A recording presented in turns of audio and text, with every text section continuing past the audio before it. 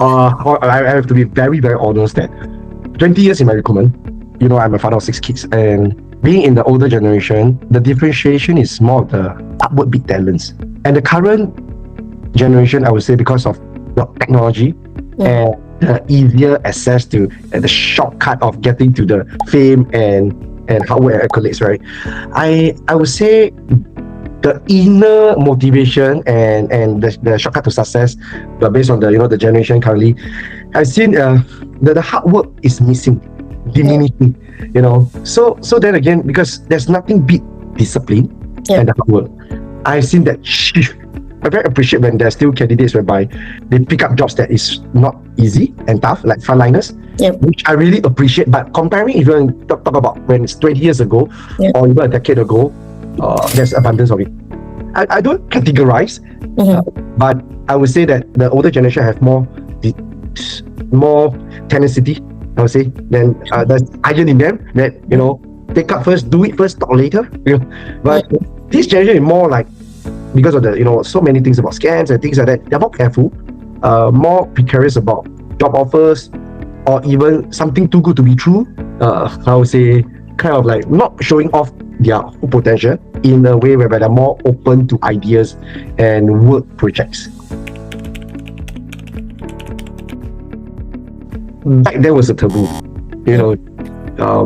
job hopping. But I would say that currently a lot of people are job hugging. Can you expand a bit on that? There are people with like, I'm doing my job, I hope I'm not replaced.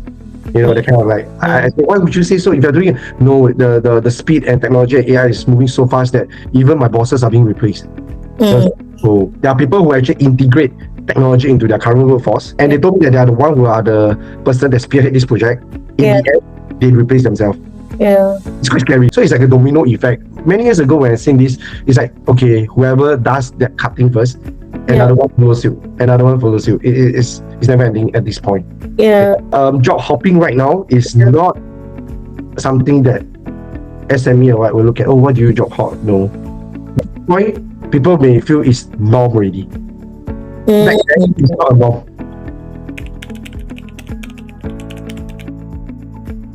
100%. Why? I don't have a degree, and I was being accepted to a top 100 Fortune US company, my first job. I went through the back door, and it was proven by my credential. I was a temp staff, and they moved me up to contract staff, and after that a full-time staff, and eventually sent me for studies. It definitely paying forward, because that was my personal experience. And to be very frank with you, my current team of near to 30, right, they are all from all walks of life. Majority of them, they are not from the recruitment background. My personal, but of course my clients would hey, I want this because we are from this company. There's some friction, there's some negotiation, but I have usually come up top in a way that when we negotiate, right, it's someone's livelihood, right, and we happen to get it through, and thankfully our client trusted us that, hey, thank you, and really, if not, we may not get this person as so good to replace someone or to expand into a new territory. So I usually when I speak to clients, that you don't get 100% fit candidate. They were like, why? I'm paying you. Yes, why? Because I'll get you 80 to 85%. The remaining 10 to 20% is for you to actually make them motivated to learn and to grow into the position. And then, to be honest and frank, it goes both ways. Like a relationship, right? Companies make up of humans. And I had this question very recently, that the first gen and the second gen, right? I have friends that took over from the family first gen. But you have a first gen employees that was loyalty to your dad or mom, but not you. That's something that is also very difficult to handle, right? Because you are the second gen, you may implement something that we don't understand. Right? There are a lot of town halls and things like that. So these are the gaps that the SME second gen owner need to understand, and not just the quick exit out and new fresh blood. There are a lot of things, whether the first gen employees respect the second gen owner. I've seen a successful one that because the integration of the second gen from the first gen was a good one, and people start to the non-executive, the executive board, and still a piece of advice, that from the first gen leader. So very sticky, I would say, but I've seen very, very good success handing over and taking over. Loyalty wise, like I mentioned, is both way. How you treat your employees and the culture of the company is super important. I mean, on paper, if a person would stay 10, 20 years, it speaks volume of the company. It speaks volume of the management. Somehow or rather, if you talk about the employees are leaving or what, there might be some shift or some changes in the management. If nothing is broken, no one wants to change it. If you're working for 10, 20 years, why would you want to change out of the blue? Yeah. Right? So things change, how we actually tackle the change rather than just loyalty. To be honest, it's also the culture, the manager, the director, how they want it to be. For myself, personally, I'm not trying to promote, but for myself, I always tell them, don't come to office, don't waste my electricity. Yeah. It's like, because I know that the KPI is go to the point, whether you make the sales, I ask you to do that, you just have to tell me that whether you need to claim for the transport or whatever, that's it. Once a week, we still have our lunch and dinner, that's for sure. Does it hurt the productivity? It's a very broad question. If you're going to ask me, like, you have to be present to deliver the result, in the office. But if you're not to be present, but you can work around, think about the upsides, people will still deliver. It's not the flexibility here, right? Yeah. Whether it hurts the productivity is your what you said and mentioned, the KPI, the expectation. Is it transparent enough? Is it true enough? Or is so vague that nobody knows? Salary aside, because SME have to not just say, I'm an SME, I only can pay you this. There are a lot of companies who tell me that. If you want a tenant to make sure that you solve the problem, because you're hiring someone not for the warm bodies that I say, is for people to solve the problem. I'm not being paid myself yet, you see, but I employ people for what? For them to solve my issue, right? Why do you want to hire? The 5,001H, right? That why? What does this person help you?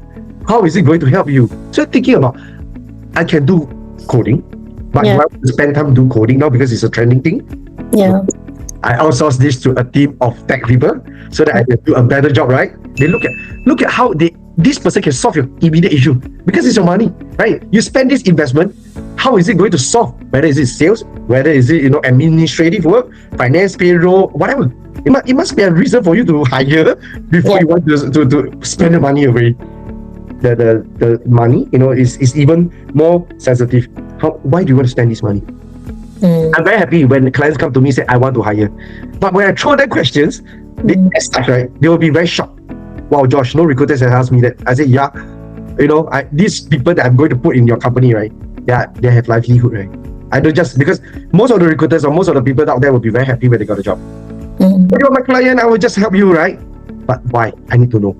Because I need to answer to the candidates that I'm going to hire. Why are they going to hire you? Because this. It does motivate them.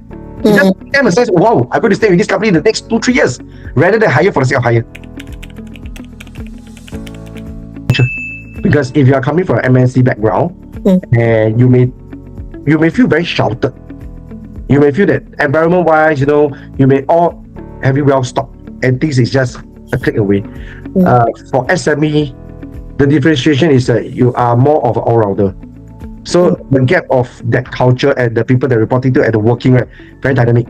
So if the candidate is coming from an MNC background to SME, usually we will share with the culture first. Are you okay to roll up your sleeve to work on this? Because then they will like, okay, I'm okay. But if you don't ask, they might be assuming that it's similar culture as MNC. So the big flag is to hire whether the mannerism, attitude very important, the culture is fit, and the expectation from it. Not just salary, really. Not just it's the unlearn, relearn, and learn. There's a book about this. Because you are into the culture of your past employment that you cannot unlearn itself. So the unlearn, relearn, and to learn in a new culture and work environment is very, very important.